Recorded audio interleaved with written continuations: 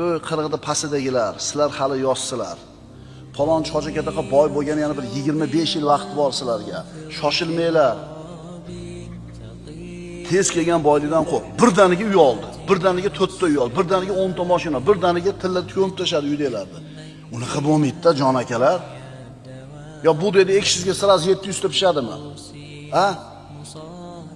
Chachasiz biri chiqadi, biri chiqmaydi. Sabr qilinadi, nimaga shoshilasizlar? Qachon qarz olish mumkin? Qachon shariat qarz olishingizga ruxsat beradi, qarz olishlik joiz deydi.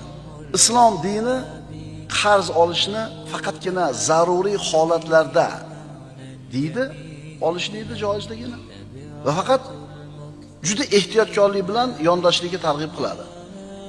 O'zi umuman dinimiz birodarlar mo'min odamni qanoatga, sabrga, kuniga rozilikka chaqiradi-da, nafsiga ergashib ketishlikdan qaytaradi.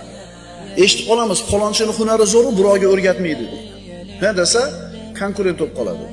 Yana bitta shu ishni biladigan odam bo'lib qolsa deydi, men rizqim unaqa emas. Musulmon odamning e'tiqodida seni rizqingga hech kim konkurent bo'lmaydi. Yana qaytarib aytamiz.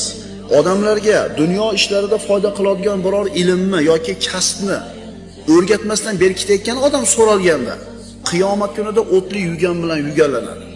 Mayli agar juda ham bir qizg'anchiq bo'lsa, o'rgatsin, men tirikligimda qilmaysan bu hunarni deb qo'ysin. Ja agar go'rga olib ketib qolmasin o'zi bilan shu ilmda, shu hunarda. Chunki shu ilmni biladigan boshqa odam yo'q bo'ladi shu musulmonlar orasida shu ilm.